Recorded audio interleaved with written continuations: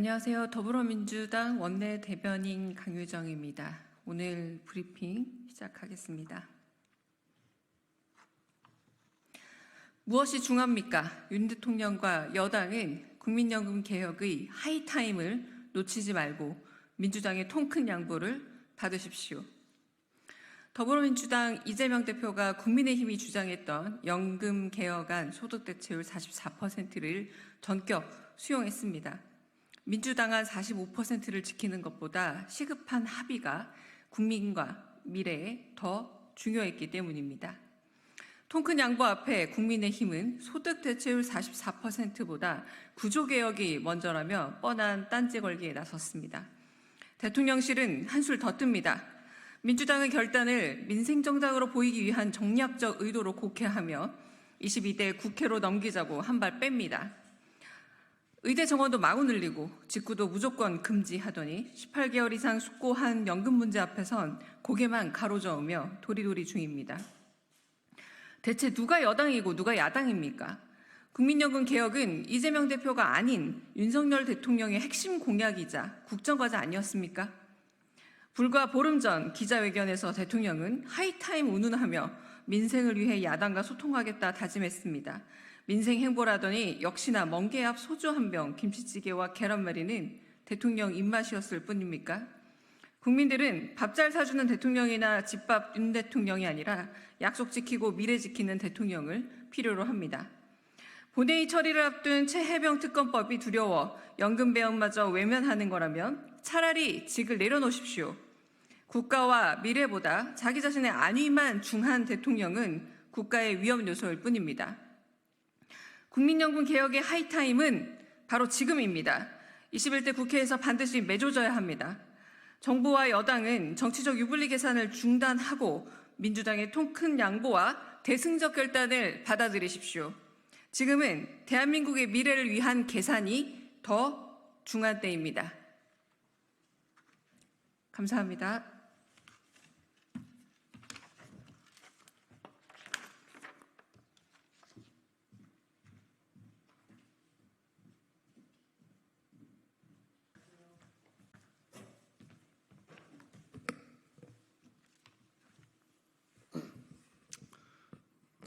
안녕하십니까. 검찰 독재 정치탄압대책위원회 위원장 장경태 최고위원입니다.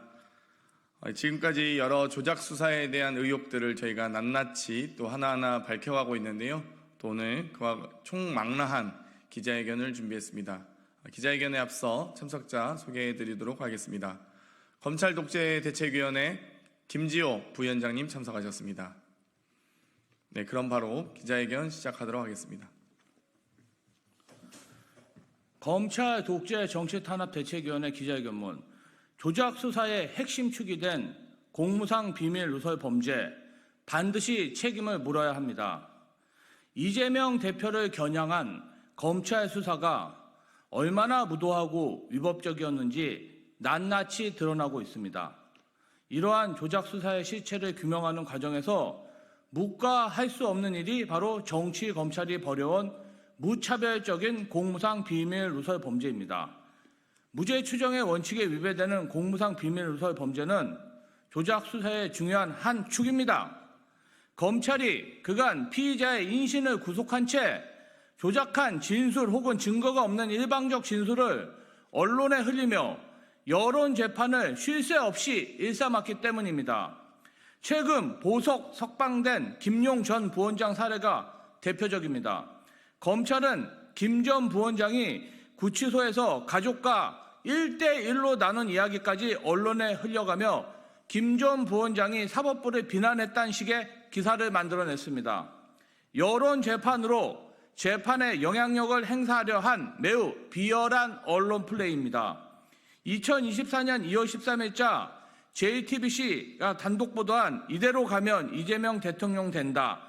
정진상, 김용 적견한 정성호라는 제목의 기사도 비슷한 방식의 공무상 비밀 누설이었습니다. 마땅히 비밀이 보장되어야 할 교도소 적견 내용까지 마구잡이로 유포하여 이재명 대표와 그 주변인들을 범죄자로 낙인 찍으려 한 것입니다. 이런 공무상 비밀 누설 범죄의 가장 큰 문제는 피의자의 방어권을 심각하게 침해한다는 것입니다. 서울중앙지검 반부패 수사 3부는 지난 2022년 11월 8일 김용 전 민주연구원 부원장을 정치자금법 위반 혐의로 구속 기소했다고 밝혔습니다. 그리고 다음 날 9월 5일 오전 5시 조선일보가 이재명 측근 김용, 정진상, 유동규, 김만배에게 428억 받기로 라는 제목의 기사를 내보냅니다. 공소장의 핵심적 내용이 담긴 단독 보도였습니다.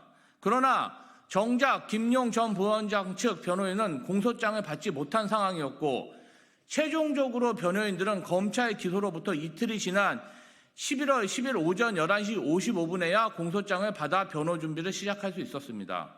즉 언론에 이미 공소장 내용이 유포된 상황에서 김용 전 부원장 측은 이틀 동안 방어권을 상실한 채 쏟아지는 무차별적인 폭로를 감내해야 했습니다. 이는 단 하나의 사례에 불과합니다. 김용 전 부원장이 긴급 체포된 2022년 10월 19일 이후 11월 23일까지 이재명 대표와 그 주변 인사들을 겨냥한 이른바 검찰발 단독 보도가 무려 144건 쏟아졌습니다. 하나같이 검찰이 수사 내용을 언론에 흘리지 않았으면 알 수 없는 피의사실 공표였습니다. 서울중앙지검뿐 아니라 쌍방울 수사를 맡은 수원지검도 공무상 비밀 누설을 밥 먹듯이 자행해 왔습니다. 2024년 2월 1일 중앙일보 단독 보도, 이재명 북초청 요청, 김성태 대북 송금 후 공문 보냈다가 대표적입니다. 해당 기사에는 수사 과정에서 확보한 문서의 상세한 내용은 물론 수사 대상자의 진술 내용 및 수사 책임자의 잠정적 수사 계획 등 각종 수사 기밀이 포함되어 있습니다. 2024년 8월 22일 채널A 단독 보도, 이재명 대북 송금 피의자 전환 제3자 뇌물 협의도 마찬가지입니다. 수원지검 형사 6부가 피의자로 입건한 사실이 당사자에게 통지되기도 전에 수사 과정에서 확보한 구체적 진술 내용, 수사기관의 일방적 의견, 수사계획 등 수사검사가 아니면 알 수 없는 내용이 언론에 누설됐습니다. 이렇게 확인되지 않은 일방적 진술이나 전원을 마구잡이로 흘리다 보니 검찰과 언론이 합작해 가짜뉴스를 유포하는 중대 범죄까지 벌어집니다. 이재명 대표를 둘러싼 428억 약정설이 대표적입니다. 이재명 대표를 범죄자로 낙인 찍은 문제의 428 약정설은 2022년 11월 1일 중앙일보 기사에 최초로 거론됐고 2022년 11월 9일 조선일보가 단독 보도한 이재명 측근 김용, 정진상, 유동규, 김만배의 428억 받기로라는 검찰발 기사 이후 본격화됐습니다. 2022년 11월 1일부터 2023년 3월 21일까지 무려 2064건의 428억 약정설에 대한 보도가 쏟아졌습니다. 문제의 428억 약정설은 검찰이 이재명 대표에 대한 배임 혐의를 주장한 강력한 근거였으나 정작 검찰은 공소장에 이를 적시하지도 못했습니다. 아무 근거도 없는 가짜뉴스로 이재명 대표가 마치 검은 돈을 받기로 한 것처럼 매도당한 것입니다. 검찰발 성남시장시 CCTV 가짜설도 있습니다. 대장동 일당인 유동규가 정진상 전 시장에게 뇌물을 전달했다고 주장하고 정 전 시장 측이 CCTV 작동 중이었기에 뇌물 전달이 불가능했다고 반박하는 과정에서 등장한 가짜뉴스입니다. 2023년 4월 13일 조선일보는 성남시장 비서실 CCTV는 모형 복도 CCTV, 정진상 자리는 못 찍어 라는 제목의 단독 기사에서 성남시청 2층 시장실과 비서실에 설치된 CCTV가 촬영 기능이 없는 모형이라는 검찰의 일방적 주장을 전달했습니다. 이 과정에서 재판부에 제출한 비공개 대상인 소송 서류, 참고인의 검찰 진술 등 공무상 비밀이 있는 내용이 그대로 언론에 유포된 것으로 보입니다. 그러나 CCTV 작동 여부가 담긴 과거의 언론 보도, 또 성남시청 공무원들의 증언 등을 통해 CCTV 가짜설은 허위로 드러났습니다. 금방 허위로 드러날 것이 예상되는 상황에서 검찰은 공무상 비밀을 누설하고 언론은 이에 부하내동해 이재명 대표 주변인들을 거짓말쟁이로 망신주는 여론재판을 일삼은 것입니다. 진술을 확보했으면 사실관계를 확인하고 증거를 모아 기소하고 재판하는 게 검찰 본연의 임무 아닙니까? 검찰의 목적이 범죄 사건의 진실을 밝혀내는 것이라면 이런 식으로 기밀에 해당하는 수사 자료, 수사 계획까지 노출시킬 이유가 없습니다. 결국 진상규명은 안중에도 없이 이재명 대표와 주변인들을 범죄자로 낙인 찍고 이러한 압박을 통해 없는 죄도 토해내게 만들려는 심산으로 악의적인 범죄 행위를 반복했다고밖에 해석할 수 없습니다. 이런 거듭되는 범죄 행각을 근절하기 위해 검찰 독재 정치탄압대책위원회와 법률위원회는 공무상 비밀 누설 및 피의사실 공표 혐의로 서울중앙지검의 송경호 당시 지검장, 고용건 4차장 검사, 반부패 수사부 엄희준, 강백신 부장검사, 호승진, 홍상철 부부장 검사를 비롯해 범행에 가담한 것으로 보이는 성명불상의 서울중앙지검, 수원지검 검사들을 2022년부터 최근까지 9차례에 걸쳐 수사기관에 고발했습니다. 그러나 해당 사건에 대한 수사에 진척이 없어 그 사이 무차별적인 비밀 누설이 반복적으로 벌어지고 있습니다. 범죄를 저지르고도 처벌도 조사도 받지 않으니 같은 범죄를 반복하고 있는 것입니다. 심지어 김용 전 부원장에 대한 피의사실 공표, 정진상 전 실장 수사 관련 피의사실 공표에 대한 고발건은 공수처에서 대검을 거쳐 서울중앙지검으로 이첩됐습니다.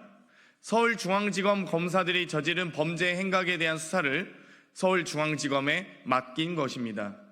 고양이에게 생선을 맡긴 셈이니 제대로 된 수사가 가능할 리 만무합니다. 가짜뉴스 생산까지 서슴지 않은 채 수사 기밀을 유출한 범인이 누구인지, 수원지검과 서울중앙지검 수뇌부 어디까지 이 범죄에 연루되어 있는지 성역 없이 공정한 수사를 통해 낱낱이 밝혀내야 합니다. 국민이 부여한 막강한 권한을 남용해 여론 재판에만 몰두하는 검찰의 조작 수사 행태, 언론 보도 뒤에 숨어 마녀 사냥에 몰두하는 범죄 행각에 예외 없이 엄중한 책임을 묻겠습니다. 2024년 5월 26일 더불어민주당 검찰 독재 정치탄압위원회. 이상으로 기자회견 마치겠습니다. 감사합니다.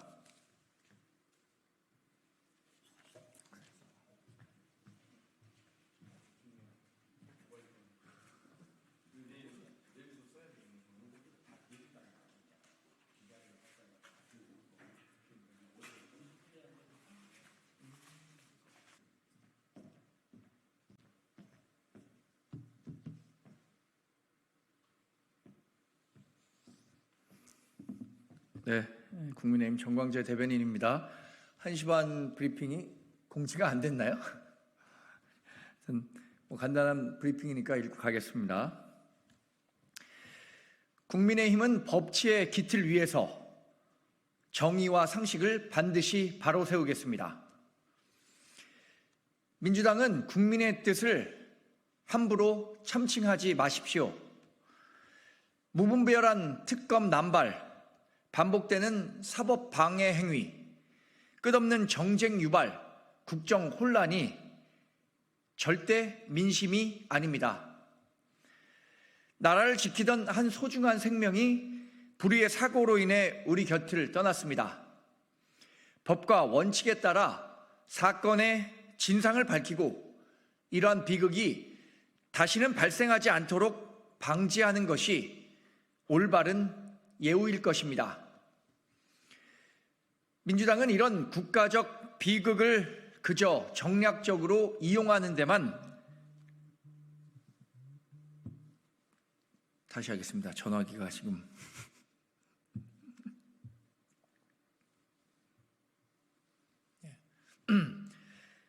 민주당은 이러한 국가적 비극을 그저 정략적으로 이용하는 데만 관심이 있습니다. 그렇지 않다면 공수처와 경찰이 수사 중인 사안에 대해 이렇게 작정하고 뒤흔들 이유가 없습니다. 민주당이 주장하는 특검이 현실화된다면 이 사건 자체가 정쟁의 소용돌이에 휘말릴 수밖에 없습니다. 특검 구성의 정치적 편향성을 고려한다면 더더욱 진상규명과는 동떨어진 정치적 공방만 지루하게 이루어질 것이 뻔합니다. 어제 대규모 장외투쟁을 시작하며 이재명 대표가 외친 구호 속에 순직 해병대원에 대한 예우와 유가족에 대한 존중은 한 줌도 없었습니다. 국회 입법을 대통령이 거부한다라는 거짓 선전선동과 대통령 심판, 정부 여당 폭정에 대한 투쟁과 같은 거친 비난만이 난무했습니다. 국회의 합의 정신을 무시하고 입법 폭주를 일삼는 세력은 민주당입니다. 관례와 헌법마저 짓밟아가며 민주당이 일방적으로 통과시킨 법안들은 정당성을 갖춘 국회의 입법이 아닐 뿐더러 국민의 뜻도 아닙니다. 개딸의 억지 주장을 국민의 목소리로 둔갑시키려 해선 안 됩니다. 이재명 대표와 극성 지지자들의 목적은 대한민국의 사법 시스템 자체를 파괴하고 자신들이 장악하는 것입니다.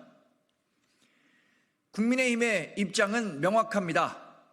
적법한 수사기관이 그 어떤 정치적 압력에도 굴하지 않고 정해진 규정과 법에 따라 객관적이고 중립적인 관점에서 철저하게 진상규명을 해야 한다는 것입니다.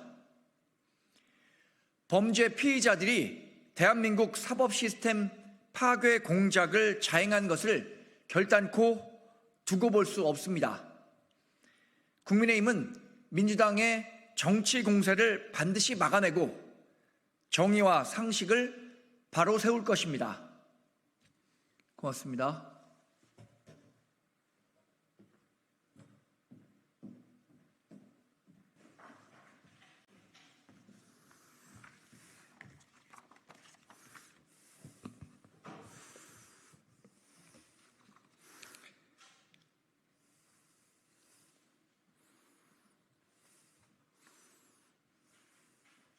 시작할까요?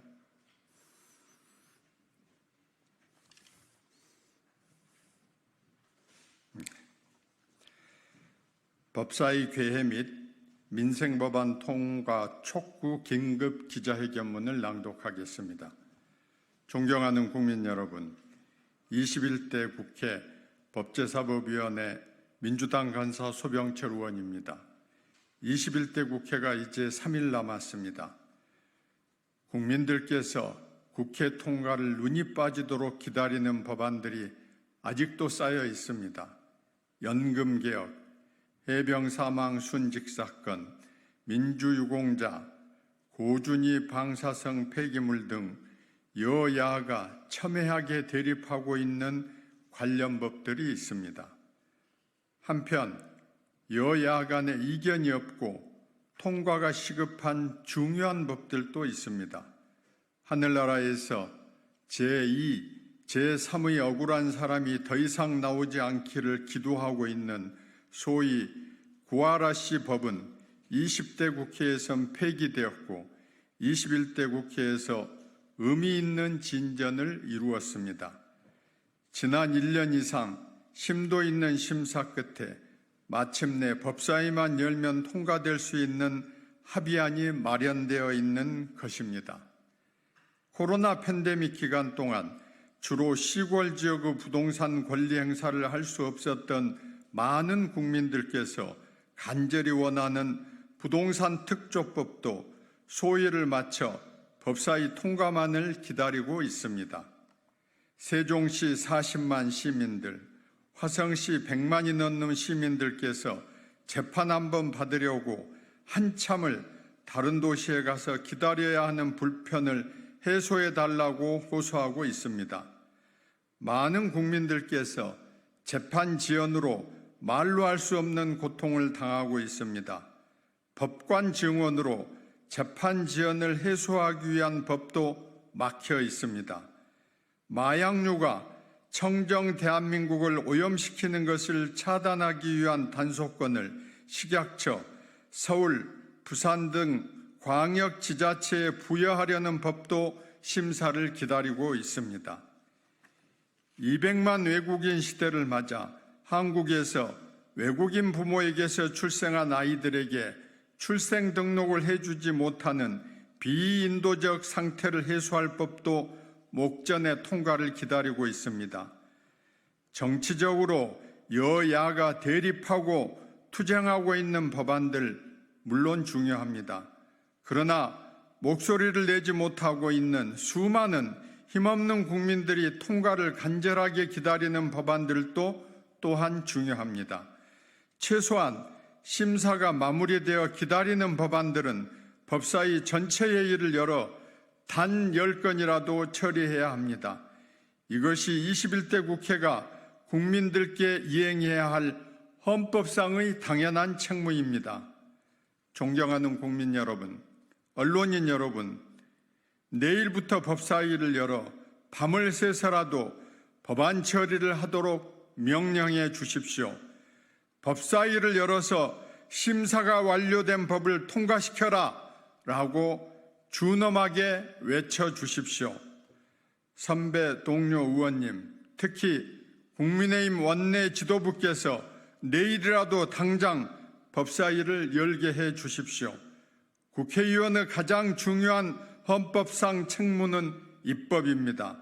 남은 3일을 허비할 경우에는 저를 포함한 21대 국회의원들 전원이 국민이 명령하는 헌법상 입법 의무 위반을 이유로 국민으로부터 탄핵에 버금가는 지탄을 받아야 한다고 생각합니다. 국민이 부여해 주신 책무를 끝까지 완수하는 21대 국회를 국민께 보여주십시다. 법제사법위원회 더불어민주당 간사 소병철 및 의원 일동